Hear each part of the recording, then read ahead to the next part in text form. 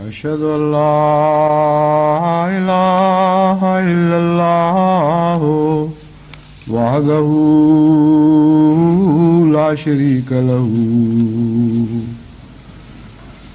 وأشهد أن محمدا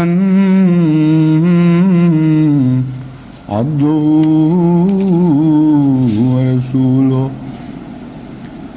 أما بعد فأعوذ بالله من الشيطان الرجيم بسم الله الرحمن الرحيم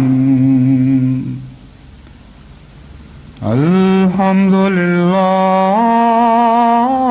رب العالمين الرحمن الرحيم مالك يوم الدين إياك نعبد وإياك نستعين اهدنا الصراط المستقيم صراط الذين أنعمت عليهم غير المغضوب عليهم ولا الضالين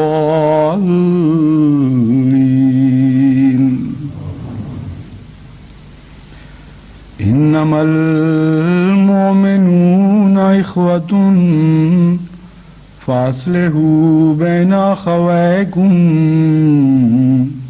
واتقوا الله لعلكم ترحمون يا أيها الذين آمنوا لا يسخر قوم من قوم عسى أن يكونوا خيرا منهم ولا نساء من نساء عسى أن يكن خيرا منهن ولا تلمزوا أنفسكم ولا تنابزوا بالألقاب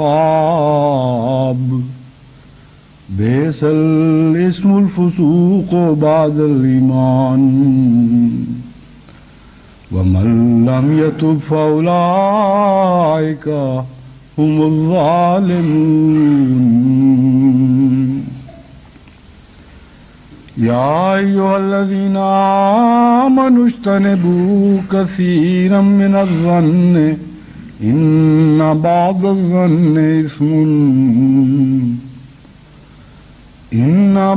الظن إثم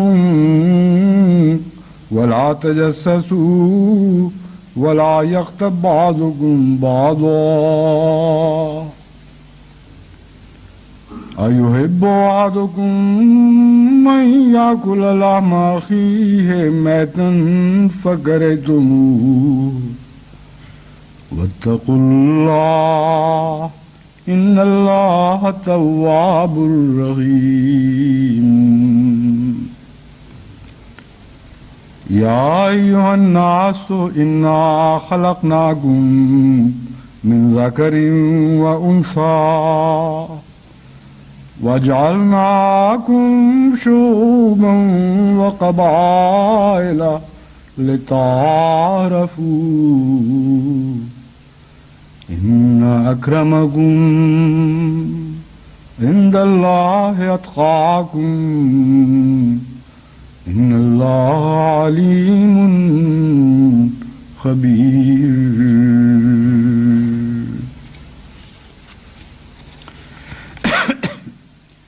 قرآن کریم کی یہ چند آیات جو میں نے تلاوت کی ہیں، ان میں حسن معاشرت کے تمام بنیادی اصول بیان فرما دیے گئے ہیں اور ان تمام باتوں سے روکا گیا ہے جس سے انسانی معاشرہ کسی نہ کسی رنگ میں بیمار پڑ جاتا ہے اور خوشی کی بجائے دکھوں اور تکلیفوں کا موجب بن جاتا ہے.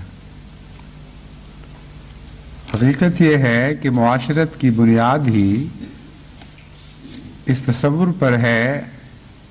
کہ ایک انسان جو اپنی اکیلے ایک بھلائی کو نہیں پا سکتا، اجتماعی کوشش سے وہ بھلائی اس کو نصیب ہو جائے، ورنہ فی الحقیقت تو انسان ایک خود غرض جانور ہے۔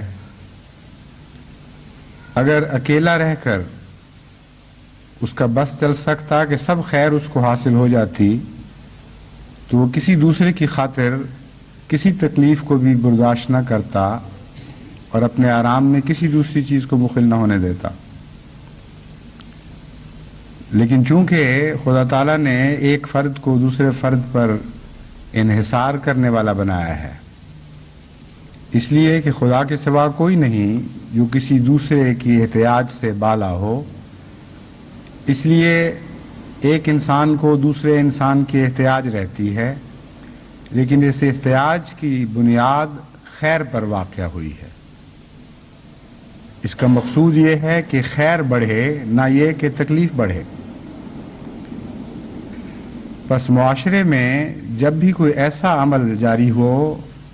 یا کوئی ایسا فعل انسان سے سرزد ہو جس کے نتیجے میں دکھ پیدا ہوتا ہے، تو یہ معاشرت کے اصول کے بالکل برعکس چیز ہے۔ لیکن عجیب بات یہ ہے کہ آج کی دنیا میں معاشرہ بالعموم بدیاں پھیلانے کا موجب بن چکا ہے اور خیر پھیلانے کا اور خیر کے حصول کا ذریعہ کم رہ گیا ہے۔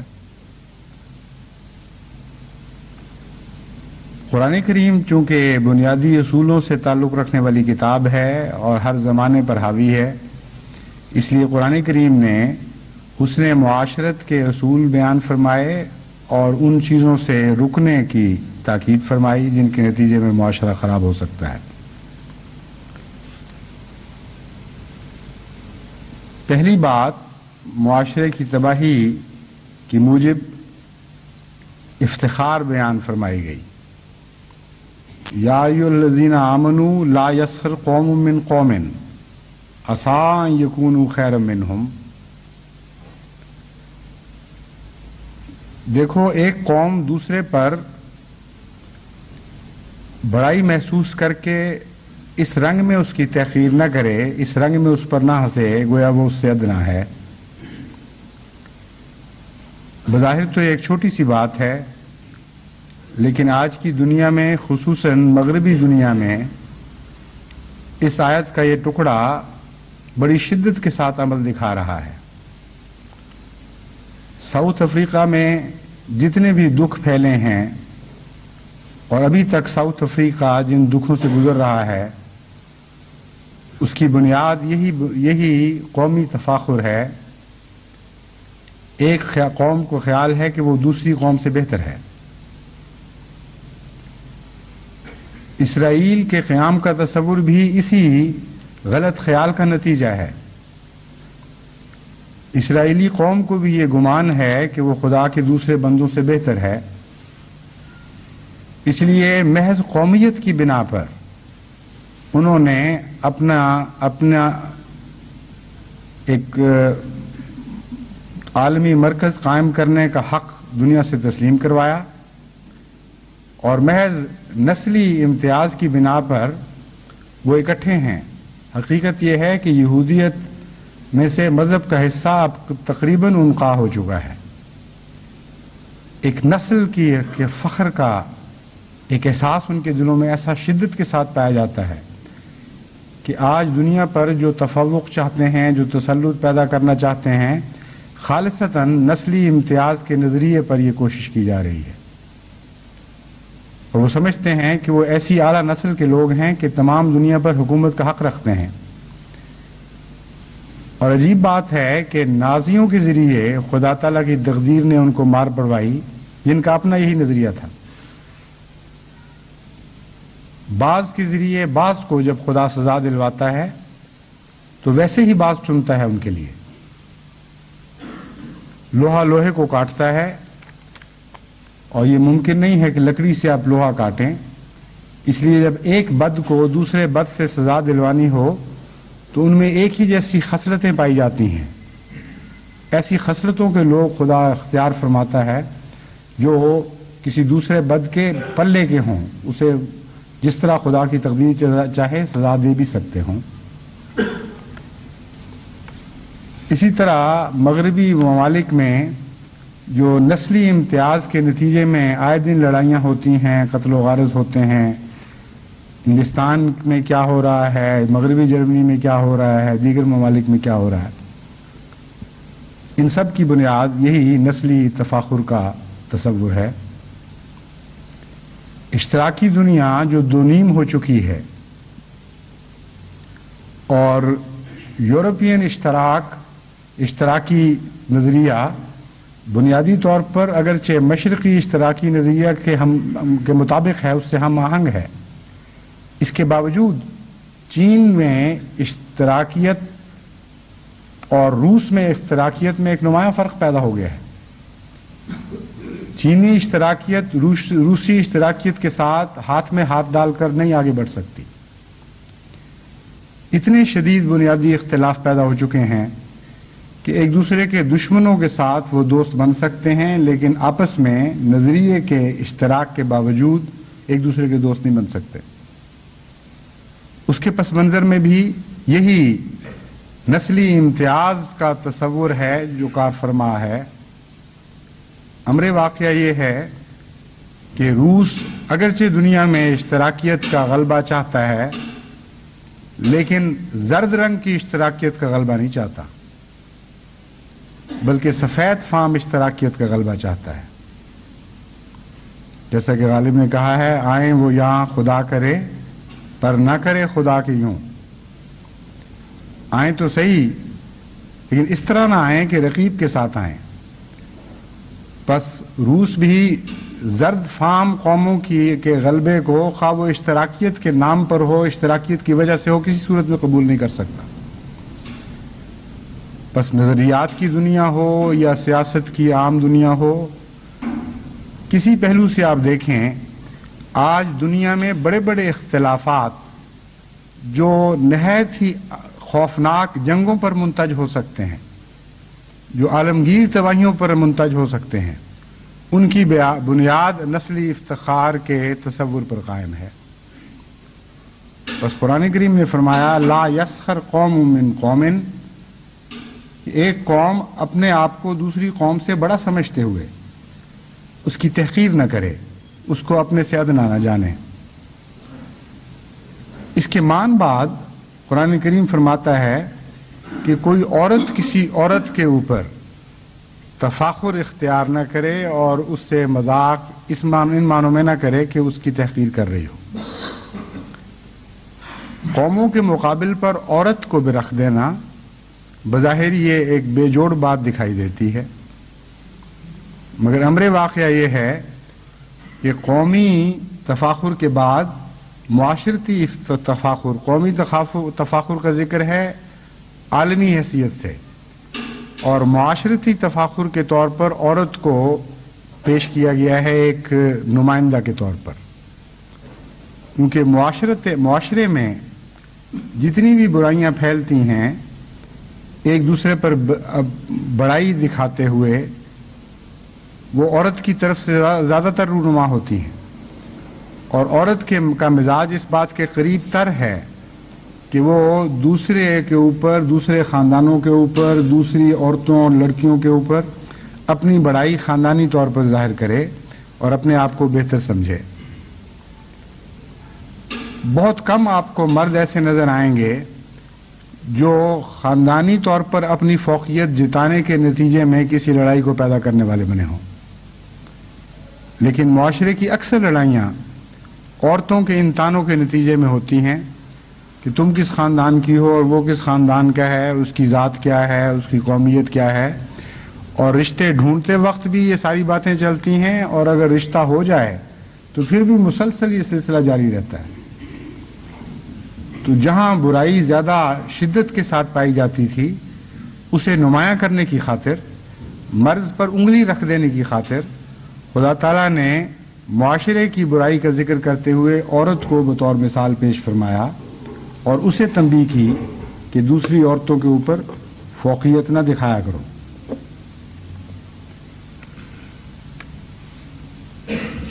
ان دونوں جملوں کے ساتھ عسا ان یکونوا خیرا منہم، عسا ان یکن خیرا منہن کے الفاظ استعمال ہوئے ہیں۔ اس میں خدا تعالیٰ ایک عظیم الشان قومی تغیرات کا گر بیان فرماتا ہے، کا راز بیان فرماتا ہے۔ جس طرح رات دن میں بدلتی ہے اور دن رات میں، اسی طرح یہ قومی تفاخر بھی تبدیل ہوتے رہتے ہیں۔ اور یہ خیال غلط ہے کہ ایک قوم ہمیشہ کے لیے دوسری قوم پر ایسی فضیلت اختیار کر جائے کہ ان کے اندر ایک تفاخر کی وجہ پیدا ہو جائے۔ ذاتوں کے فخر بھی بدلتے رہتے ہیں، قوموں کے فخر بھی بدلتے رہتے ہیں۔ ان کے بدلنے کی رفتار اتنی آہستہ ہے کہ عموماً انسان اپنی زندگی میں ان کو محسوس نہیں کر سکتا۔ لیکن امر واقعہ یہ ہے کہ اگر پیچھے مڑ کر دیکھے تو خود اپنے زمانے میں ہی ان تغیرات کو پیدا ہوتا ہوا محسوس کر سکتا ہے۔ آج سے 40 سال پہلے یا 50 سال پہلے ہندوستان میں ذات پات کی جس قدر تمیز پائی جاتی تھی، آج اس کا عشر عشیر بھی باقی نہیں رہا۔ انگلستان میں جو نوابی کے تصورات 100 سال پہلے پائے جاتے تھے، آج اس کا سواں حصہ بھی باقی نہیں ہے۔ وہ قومیں، وہ لوگ، وہ پیشے جن کو بہت تحقیر سے دیکھا جاتا تھا، آج وہ معزز ترین پیشے بن گئے ہیں، معزز ترین قومیں بن گئی ہیں۔ بس قرآن کریم جب یہ فرماتا ہے عسا یکونوا خیرا منہم، تو مراد یہ ہے کہ یہ قدریں کوئی باقی رہنے والے قدریں نہیں ہیں۔ اگر خدا تعالیٰ نے ایسا بنایا ہوتا کہ ایک نسل کو دوسری نسل پہ فوقیت دی ہوتی اور ایک قوم اور ذات کو دوسری قوم اور ذات پہ فوقیت دی ہوتی، تو ان کے تبدیل ہونے کا سوال ہی پیدا نہیں ہوتا تھا۔ اللہ کی بنائی ہوئی چیزیں، اللہ کی بنائی ہوئی تقدیر کو تو کوئی بدل نہیں سکتا۔ خدا کی سنت تو غیر محول اور غیر مبدل ہوتی ہے۔ تو فرمایا کہ ان کے جھوٹا ہونے کا، ان کے بے معنی اور بے بنیاد ہونے کا ثبوت اس سے بڑھ کر اور کیا ہو سکتا ہے کہ یہ چیزیں بدل جائیں گی۔ آج وہ لوگ جو فخر کر رہے ہیں دوسروں پر، عین ممکن ہے کہ کل وہی لوگ ان پر فخر کر رہے ہوں اور ان کو تحقیر جان رہے ہوں، تحقیر سے دیکھ رہے ہوں، حقیر جان رہے ہوں۔ تو یہ جو عالمی تصورات ہیں جو رفتہ رفتہ رونما ہونے والے ہیں،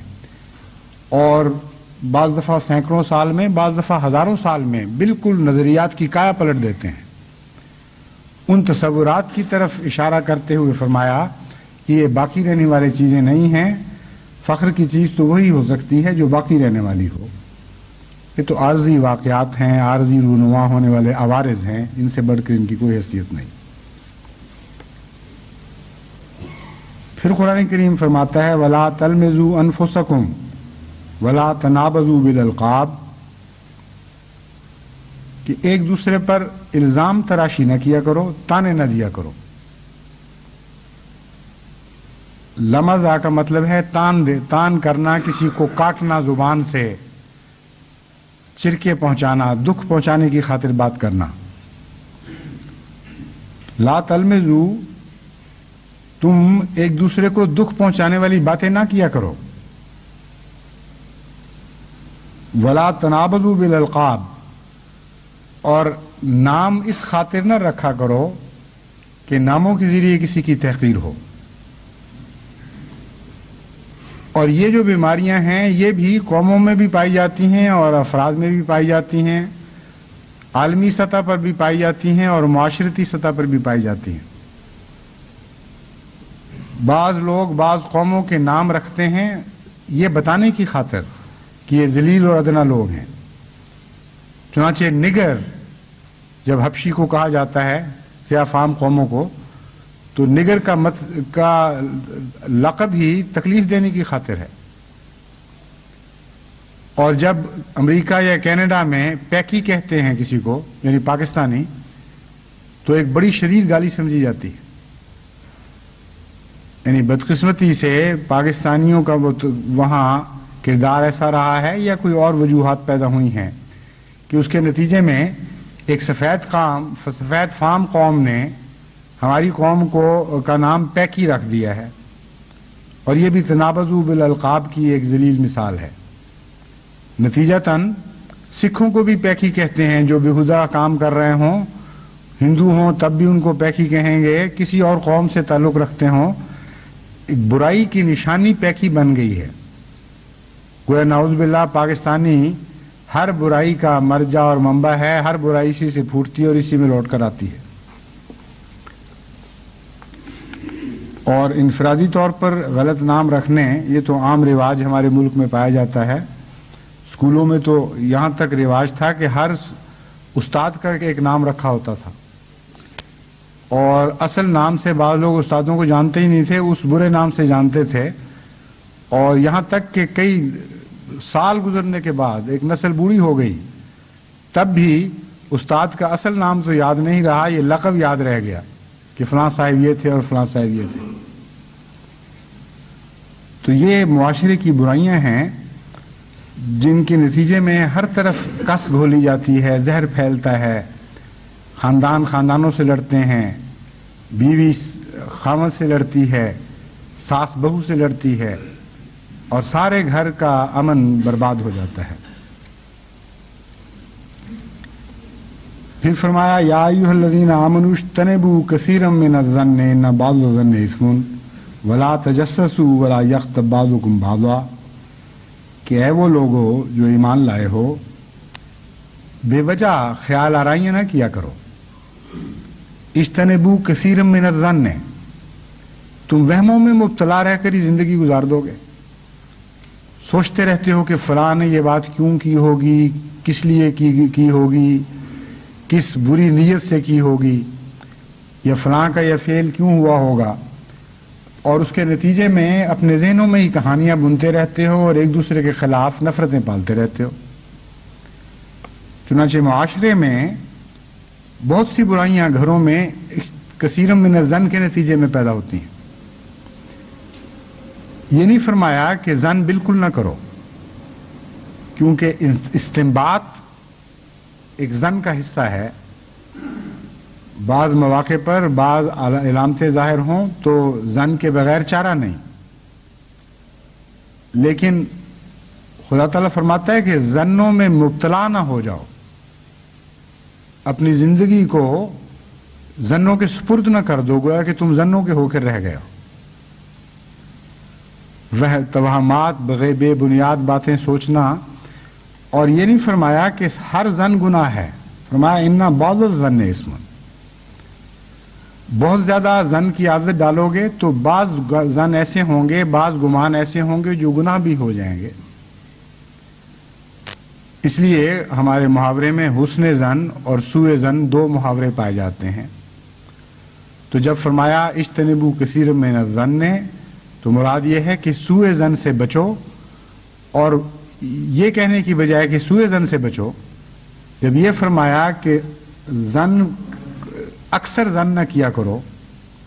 تو مراد یہ ہے کہ عموماً ظن کی عادت اچھی نہیں ہے۔ ایک بہت ہی لطیف رنگ ہے یہ بات کو بیان کرنے کا، اور اگر آپ جدید رجحانات سائنس کے دیکھیں تو آپ کو معلوم ہوگا کہ بہت ہی گہری سچائی ہے اس طرز بیان میں۔ جو لوگ ظن پر مائل ہوتے ہیں وہ شواہد کی تلاش چھوڑ دیتے ہیں، اور جو لوگ شواہد کو فوقیت دیتے ہیں وہ ظن سے اکثر بچتے ہیں، مجبور ہو جائیں تو ظن کرتے ہیں، ورنہ وہ شواہد کے پیچھے چلتے ہیں، شواہد کی جستجو میں رہتے ہیں۔ تو یہ بنیادی اصول ہے جو قوموں کے لیے بہت ہی فائدہ مند ثابت ہو سکتا ہے اگر وہ اس کی کنہ کو پا جائیں۔ سائنس نے تمام ترقی اس بات پر کی ہے کہ شواہد کی تلاش کی ہے، اور اگر کوئی ظن پیدا بھی ہوا ہے تو اس کا نام وہ ہائپوتھیسس رکھتے ہیں، اور ظن پیدا ہونے کے بعد اس پر انحصار نہیں کرتے بلکہ شواہد کی جستجو شروع کر دیتے ہیں، اور جب شواہد کسی حد تک گواہ مل جائیں کہ ہاں اس ظن کے صحیح ہونے کا امکان موجود ہے تو پھر اسے کہتے ہیں اس کا نام تھیوری یا نظریہ ہے، اور پھر بھی شواہد کی تلاش نہیں چھوڑتے، یہاں تک کہ اور بڑھتے ہیں، یہاں اور وسیع نظر کرتے ہیں، ماضی کے شواہد بھی دیکھتے ہیں، حال کے شواہد بھی دیکھتے ہیں، مستقبل میں جو رخ اختیار کر سکتے ہیں تجارب، ان پر بھی نظر ڈالتے ہیں، اور جب دیکھتے ہیں کہ ہر لحاظ سے، ہر پہلو سے وہ نظریہ درست تھا اور اس کے بدلنے کا کوئی امکان نہیں، تو اس کا نام لا رکھ دیا جاتا ہے۔ یہ سائنس کا قانون ہے۔ اگر اس کے برعکس زن پر راضی رہنے والی قومیں ہوتی، جیسا کہ مشرق میں بدقسمتی سے یہ بیماری پائی جاتی ہے، تو اپنے زن کے مطابق وہ شواہد کو موڑنے کی کوشش کرتے، اور جس طرح روحانی دنیا میں گناہ ہوتے ہیں، مادی دنیا میں بھی گناہ ہوتے ہیں، مادی دنیا میں بھی بعض زن سو بن جاتے ہیں۔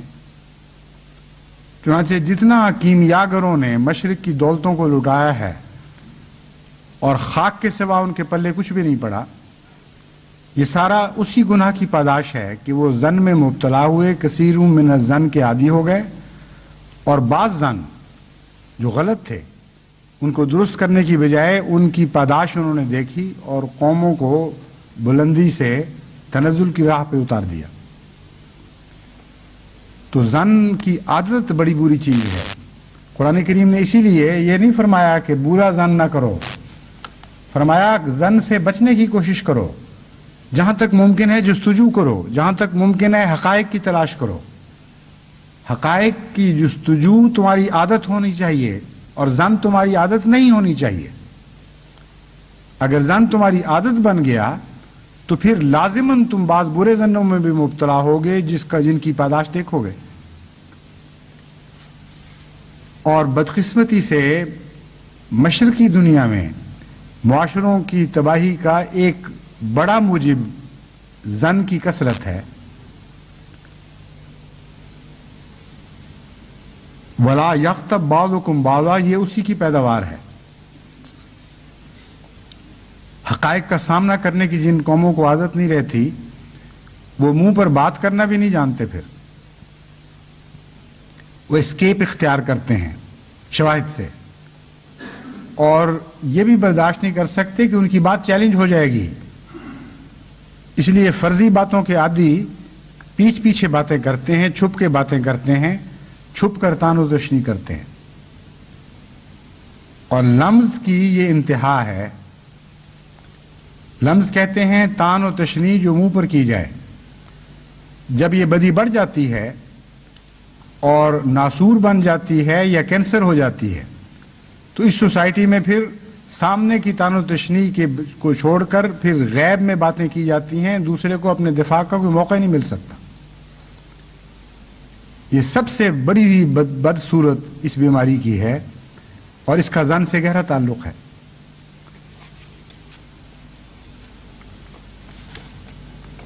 فرماتا ہے اَیُحِبُّ أَحَدُکُمْ أَن یَأْکُلَ لَحْمَ أَخِیہِ مَیْتًا فَکَرِہْتُمُوہُ، اس کے متعلق میں گزشتہ خطبے میں تفصیلی گفتگو کر چکا ہوں۔ عجیب مثال دی ہے قرآن کریم نے، یَأْکُلُ لَحْمَ أَخِیہِ مَیْتًا فَکَرِہْتُمُوہُ، کیا تم اپنے لیے یہ بات پسند کر لو گے کہ اپنے مردہ بھائی کا گوشت کھا رہے ہو؟ چونکہ اس مضمون کا عنوان یہ باندھا گیا تھا انما المومنون اخوۃ فاصلحوا بین اخویکم، دیکھو مومن بھائی بھائی ہیں، اس لیے بھائیوں کے درمیان اصلاح کی کارروائی کرو، ہر ایسی بات کرو جس سے بھائی ایک دوسرے پر راضی رہیں۔ اس لیے یہاں بھائی سے مراد سگا بھائی نہیں ہے، ہر مومن بھائی ہے، اور بھائی کہہ کر اس کے گوشت کی طرف توجہ دلانے کا مطلب یہ ہے کہ مردہ بھائی کا گوشت، اول تو بھائی کا گوشت کھانا ویسے ہی مکروہ چیز ہے، مردہ کہہ کر اس طرف توجہ دلائی کہ وہ اپنا دفاع نہیں کر سکتا، جو مرضی اس سے کرو، اس کو کچھ پتہ نہیں۔ چنانچہ اس کراہت کو نمایاں کر کے دکھا دیا، ورنہ خالی یہ کہہ دیا جاتا کہ تم اپنے بھائی کا گوشت کھانا پسند کرتے ہو۔ مردہ بھائی کا گوشت کہہ کر اس کی بیچارگی کو بھی ظاہر کیا جس کے خلاف باتیں کی جا رہی ہیں، اور اس کی لذت کی حقیقت کو بھی ظاہر کیا کہ جسے یہ طیب غذا اپنے لیے سمجھ رہا ہے کہ کسی کے خلاف غیب میں باتیں کر کے اس کی برائیاں کر کے ایک مزہ اٹھا رہا ہے، جو ایسی مکروہ چیز ہے کہ مردے کا گوشت کھانے والی بات ہے، اور وہ بھی بھائی مردہ ہو۔ ایسی فصاحت و بلاغت کا مرقع ہے یہ کلام کہ ایک بات کو جب بیان فرماتا ہے تو انتہا تک پہنچا دیتا ہے، اور کتنے چھوٹے سے جملے میں اس برائی کی کتنی تفصیل کے ساتھ مذمت فرما دی گئی۔ واتقوا اللہ ان اللہ تواب الرحیم، اللہ کا تقوی اختیار کرو، وہ بہت بار بار رحم کرنے والا، بار بار توبہ کو قبول کرنے والا ہے اور رحم کرنے والا ہے۔ یا ایھا الناس انا خلقناکم من ذکر و انثی وجعلناکم شعوبا وقبائل لتعارفوا، ہم نے تو تمہیں اے انسانوں اس لیے پیدا کیا تھا مرد اور عورت میں، وجعلناکم شعوبا وقبائل، اور تمہیں قبائل میں اور قوموں میں اس لیے تفریق کیا تھا، لتعارفوا، تاکہ تم ایک دوسرے کو پہچان سکو، ان اکرمکم عند اللہ اتقاکم، یقیناً تم میں سے سب سے معزز وہی ہے جو سب سے زیادہ متقی ہے،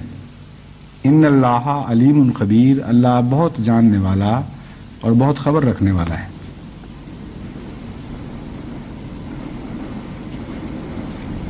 اس آیت میں عموماً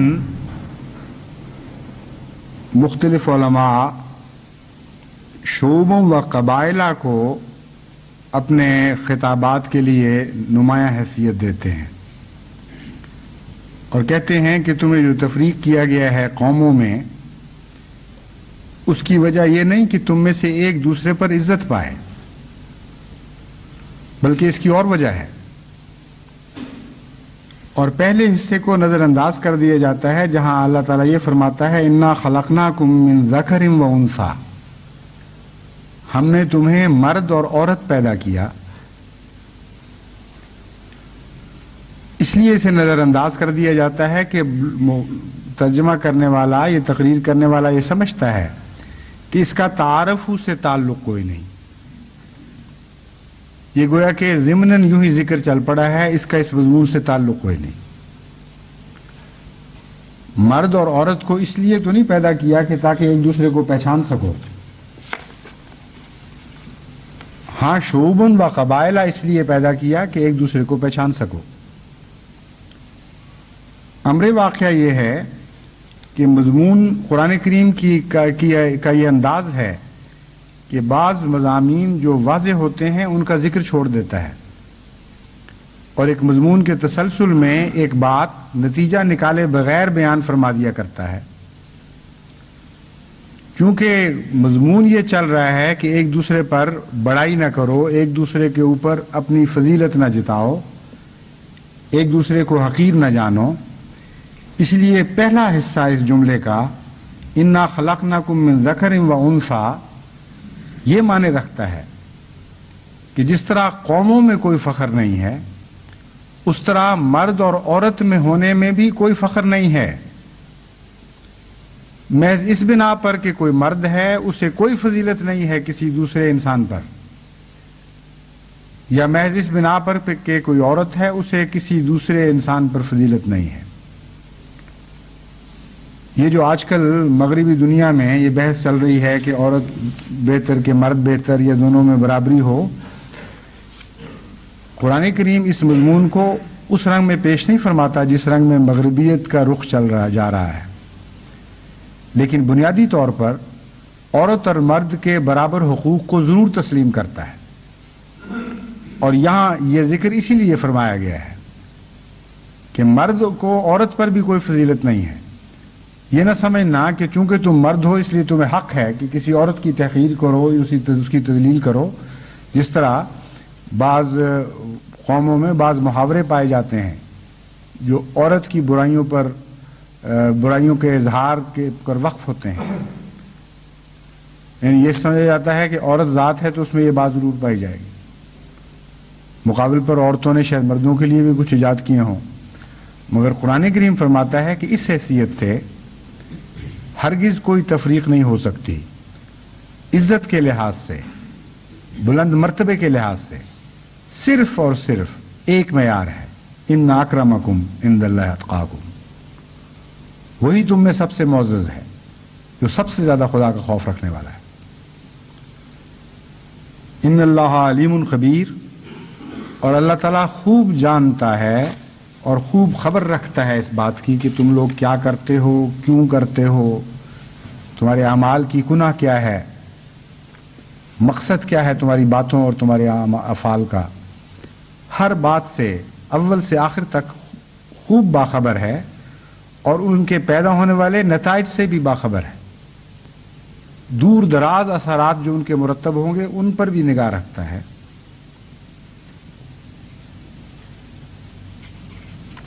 حضرت صلی اللہ علیہ وآلہ وسلم چونکہ صفات باری کے مظہر اتم تھے، ان معنوں میں کہ انسان کو جتنی بھی استطاعت ہے خدا کی صفات میں رنگین ہونے کی، اس کو حضرت صلی اللہ علیہ وآلہ وسلم نے درجہ کمال تک پہنچا دیا. اور درجہ کمال تک پہنچانے کا مطلب یہ ہے کہ آپ صفات حسنہ میں سب سے آگے بڑھ گئے. اور قرآن کریم نے بھی اسی مضمون کو حضرت صلی اللہ علیہ وآلہ وسلم کے حق میں باندھا، اور حضرت رسول اکرم صلی اللہ علیہ وآلہ وسلم نے بھی اس مضمون کو اپنے الفاظ میں بیان فرمایا.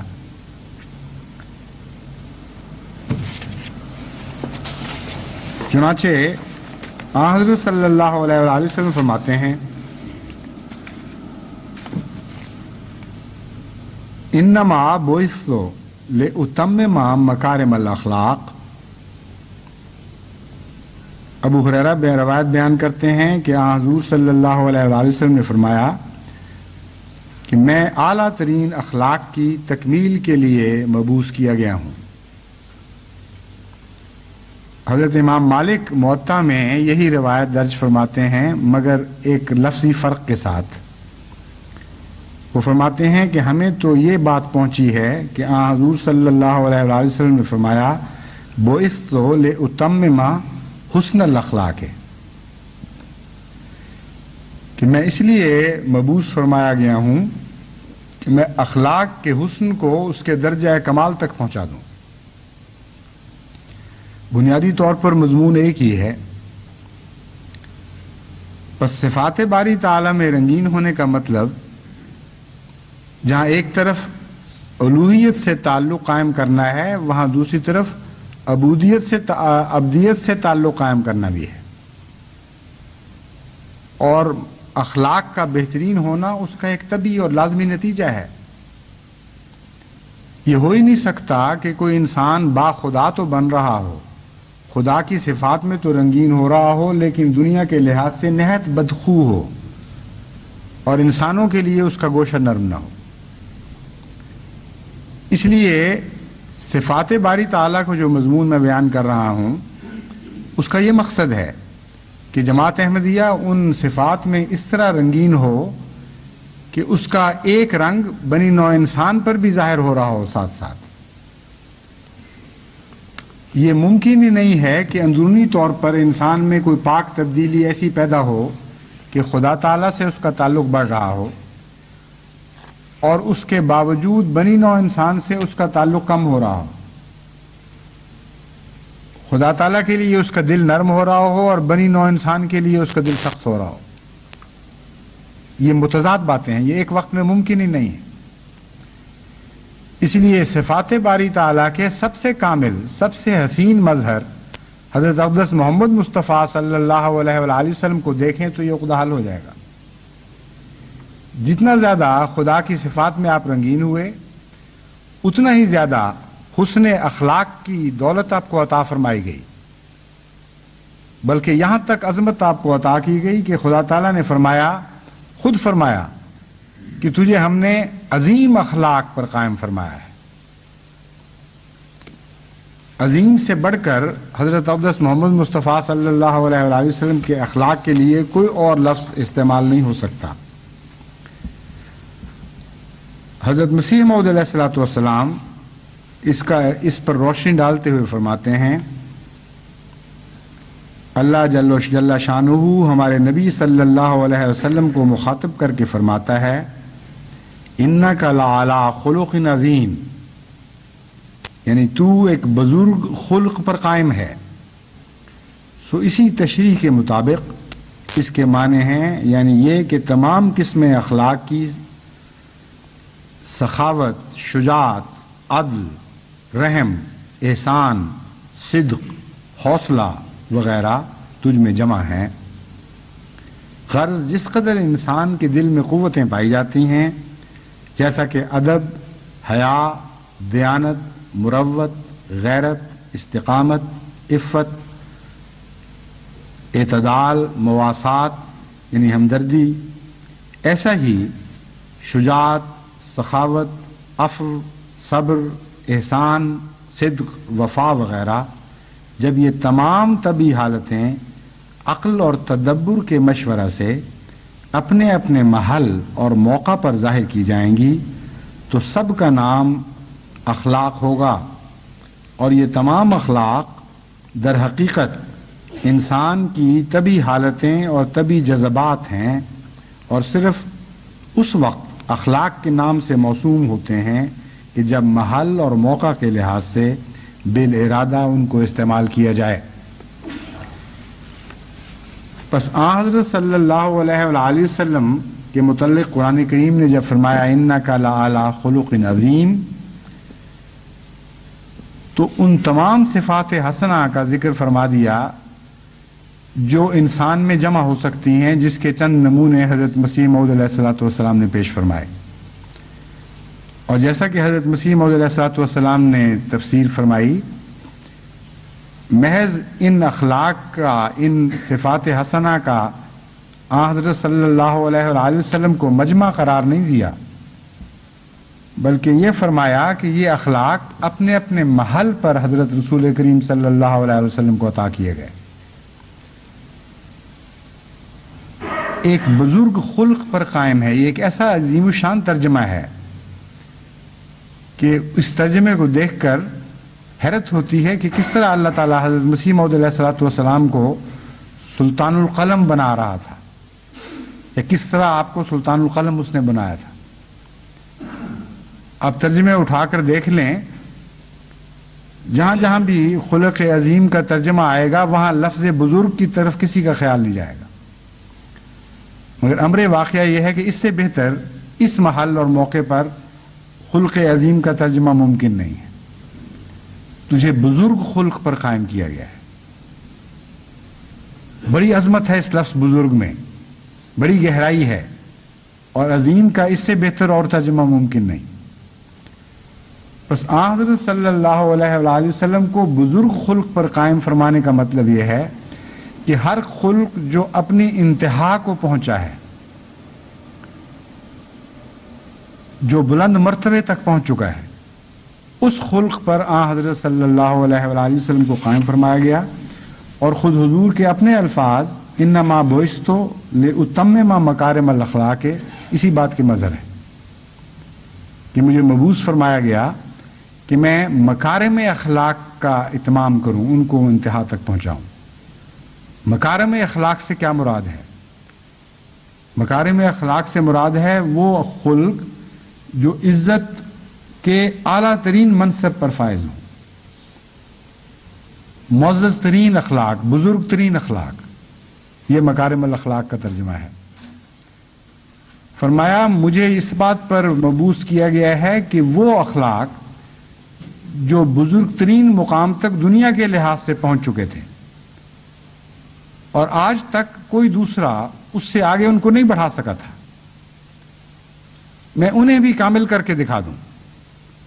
انہیں نئی بلندیوں تک پہنچا کے دکھاؤں، اور بتاؤں کہ کچھ حصہ باقی رہ گیا تھا جو میرا منتظر تھا، کہ محمد مصطفیٰ صلی اللہ علیہ وآلہ وسلم دنیا میں ظاہر ہوں اور اخلاق کو ان چوٹیوں سے اٹھائیں جن پر ان کو گزشتہ بزرگوں نے قائم کیا تھا، اور نئے بلند تر مقامات تک ان کو پہنچا دیں۔ یہ منصب ہے حضرت اقدس محمد مصطفیٰ صلی اللہ علیہ وآلہ وسلم کا، اور ہم ایک ایسی قوم ہیں، ایسی خوش نصیب قوم ہے جو ایسے بلند صاحب اخلاق انسان کے غلام کہلانے کے مستحق ٹھہرے۔ لیکن مستحق ٹھہرے یا نہیں، یہ ایک الگ سوال ہے۔ مستحق ٹھہرنا چاہیے جن کو، کیونکہ آن حضرت صلی اللہ علیہ وآلہ وسلم کی پیروی کا دعویٰ کرنے کے بعد آج مسلمان جو اخلاق میں دنیا میں سب سے ذلیل ترین قوموں میں شمار ہونے لگا ہے، یہ اتنا بڑا تضاد ہے، اتنا بڑا ظلم ہے کہ اس ظلم کا اگر آپ تصور کریں تو آپ کا روح روح خدا کے خوف سے کانپنے لگے۔ ایک معمولی ماں باپ کے بیٹے سے جب کوئی غلطی سرزد ہو جاتی ہے تو لوگ اسے تانا دیتے ہیں کہ دیکھتے نہیں تم کس باپ کے بیٹے ہو، اور اس تانے پر بعض لوگ کٹ مرتے ہیں۔ اس باپ کی حیثیت کیا ہے محمد مصطفیٰ صلی اللہ علیہ وآلہ وسلم کے بزرگ اخلاق کے مقابل پر اور عظمتوں کے مقابل پر؟ یہ تانا آج اسلام کو مل رہا ہے، یہ ظلم کیا جا رہا ہے آج اسلام پر کہ مسلمانوں کو نمایاں کر کے،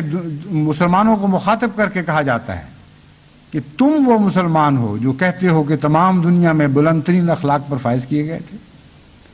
تم وہ مسلمان ہو جو یہ دعویٰ کرتے ہو کہ تمہارے آقا و مولا تمام دنیا میں سب صاحب خلق لوگوں پر سے افضل اور سب پر سبقت لے جانے والے تھے۔ اپنا منہ دیکھو، اپنے اعمال دیکھو، اپنی حرکتیں دیکھو،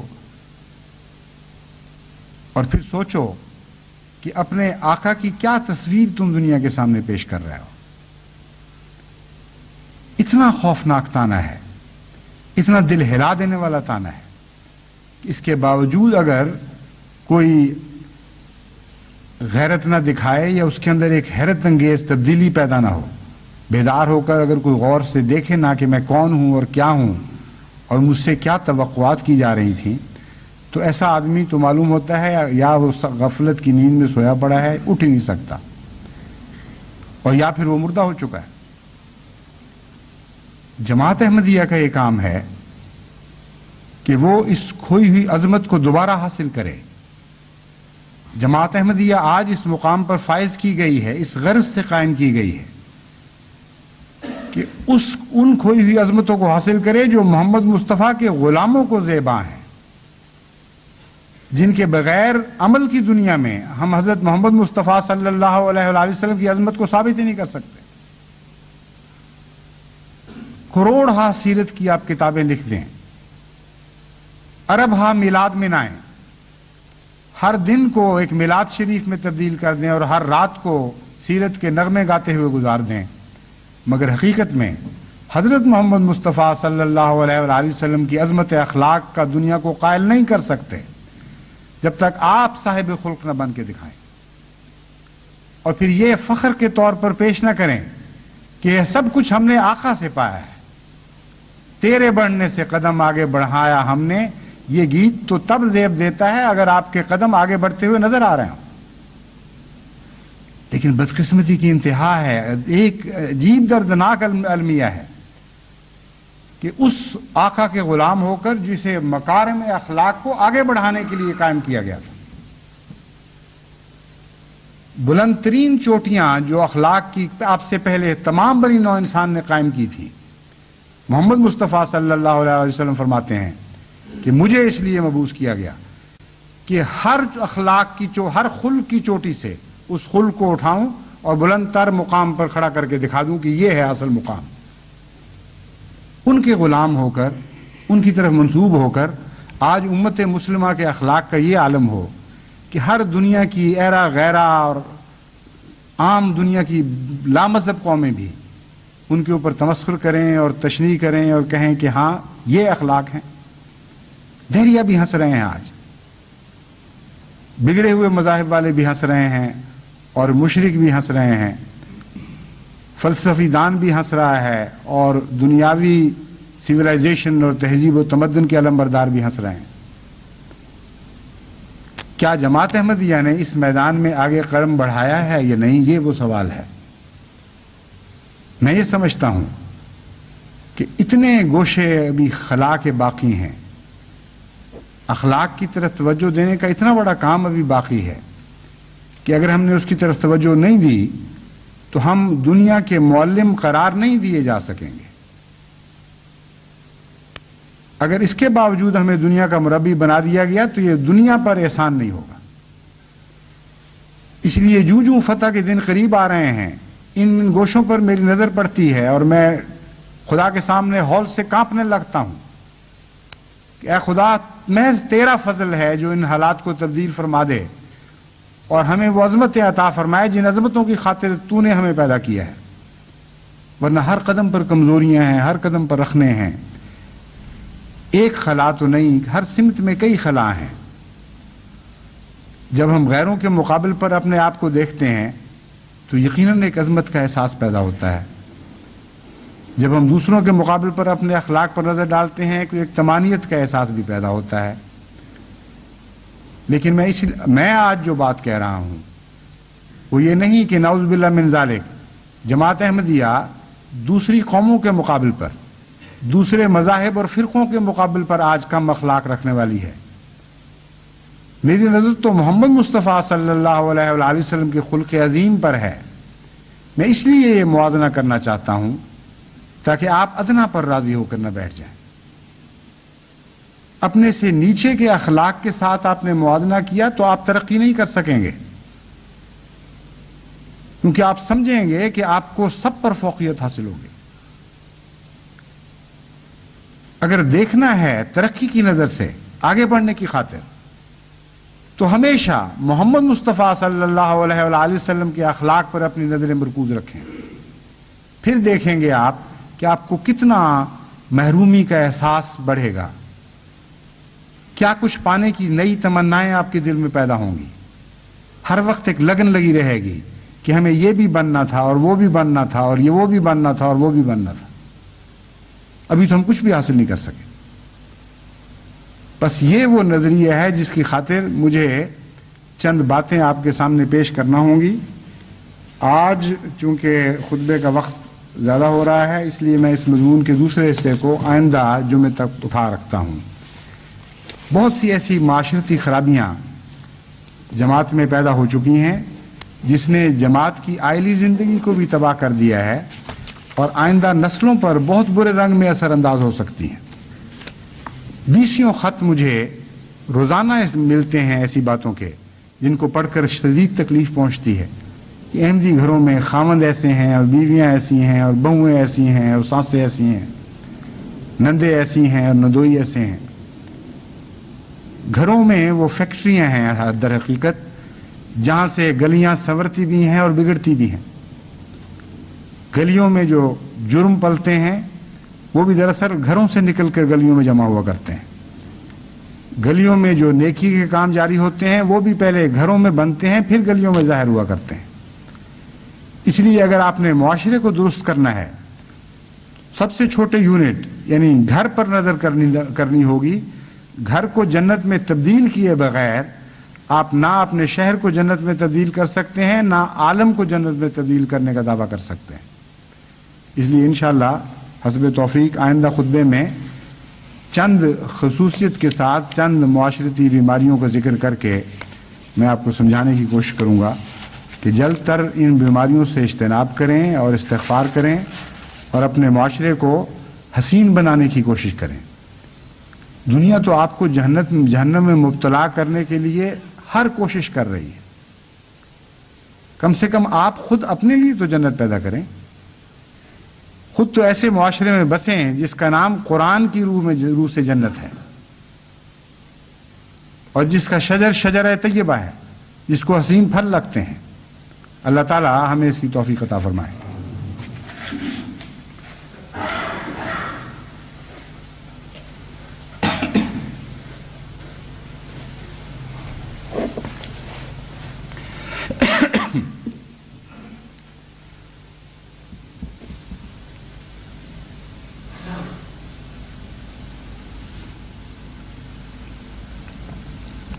الحمد لله نحمده ونستعينه ونستغفره ونؤمن به ونتوكل عليه ونعوذ بالله من شرور أنفسنا ومن سيئات أعمالنا من يهده الله فلا مضل له ومن يضلله فلا هادي له ونشهد أن لا إله إلا الله وحده لا شريك له ونشهد أن محمدا عبده ورسوله عباد الله رحمكم الله إن الله يأمر بالعدل والإحسان وإيتاء ذي القربى وينهى عن الفحشاء والمنكر والبغي يعظكم لعلكم تذكرون اذكروا الله يذكركم وادعوه يستجب لكم ولذكر الله أكبر